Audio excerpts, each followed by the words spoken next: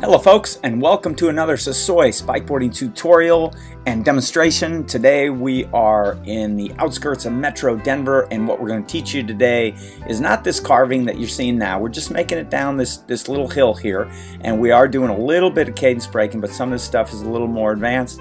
We're going to be right down here at the bottom. We're going to show you how to do some alternate stroke climbing, and we're going to show you also how to cadence break. Mostly this is a breaking video, but since we're working on one street, we're going to show you this alternate. So the skateboard spike is going to stay on that right side, and we're just alternating the leg between staying on the board and coming back up on, and we're kicking and skipping and just alternating. So there's a lot of variations that you can do with alternates, and notice how both arms are staying 90 degrees. So that arm without the skateboard is just waiting for that skateboard spike to be tossed right over to it and engage. And those 90 to 120 degree arms are exactly what cross-country skiers do.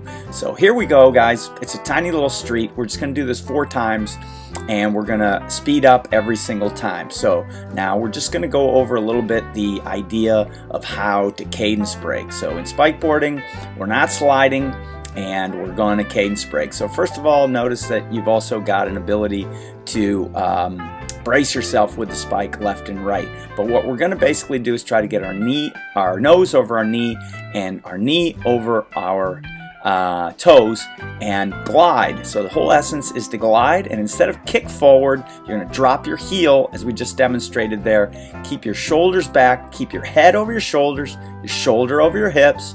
You can keep your hands up even. You can sort of, bend right in the middle of the back and have your shoulders go back. The idea is to keep everything going back.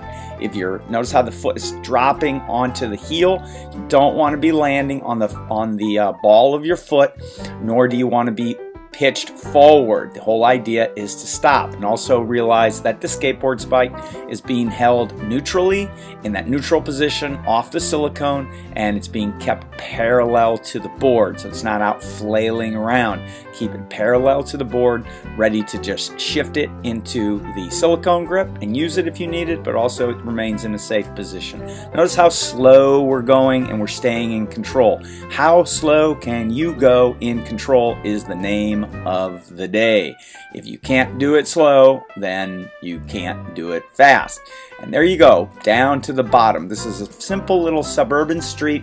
Find one for yourself and try the same. Okay, let's go for the alternates. Let's get ourselves up. Spikeboarding is all about high side and low side.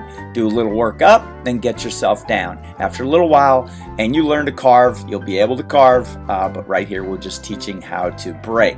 And here we're just headed back up the hill, and we're demonstrating very well how similar the upper body is to skiing, that in effect you could actually pull up that other arm and it looks just like double pull. That's because in effect it's the same exact kinetics. And there we have the alternate. We're alternating between the legs staying on the board and staying off the board. Here we are at the top. Okay guys, we're going to do this braking scenario again, and we're just going to speed it up a little bit.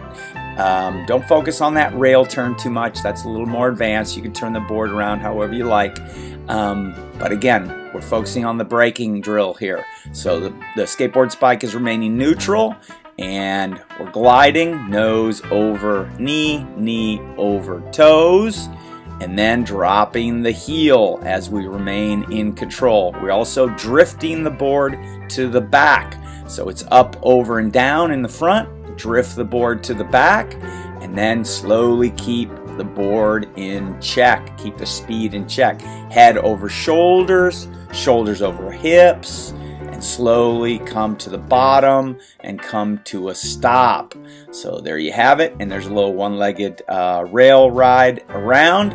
It's very important to put as much pressure as you can on that. And up we go again, and Notice how similar that is to a cross-country ski double pole. So it's virtually the same. And now we're doing alternates. And as you can tell, we're actually taking the foot to the rear. So we were taking it to the front before. That's why we call these alternates. When the spike stays on the same side, we're either doing connectors or we're doing alternates. So alternates are a great way to warm up. And notice how we're also picking up a little speed faster than we've done it before. You start getting a little warm up and you start picking it up. Really pay attention to how well that skateboard spike's being held in a neutral position, perfectly parallel to the board.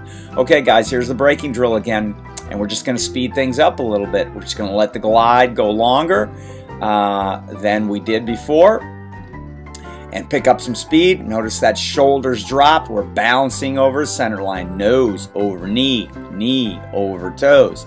And we're dropping with the heel. See how we're not hitting the ball of the foot? The first thing that hits, the heel. Okay, bang, time to go back up. And of course, you can find a lot longer loops, but this is the idea, is to work up and come back down. And practice, practice, practice just gets you better, better, and better. And there's the alternate. We're skipping sometimes, actually, even without even touching the ground. So we're actually, that's called a 1/1. And there you can see how similar that 1/1 and that single hand 1/2 is to the double pole. Very, very similar. See how the arms are remaining at 90 degrees, completely prepared to grab that spike and continue to engage core and lat. Okay, so here we are at the top again, and we're very near the end. We're going to come down this guy again for the 4th time, and we're going to pick up a little more speed this time and really show you how you can come to a stop. It's all about getting accustomed to your braking distance. So how many times at, say, 26 miles an hour, 22, 18 miles an hour, do you need to cadence brake before you need to stop? So you need to be very mindful of your stopping. So there you go, folks. Hope that's helped. See you at the next one.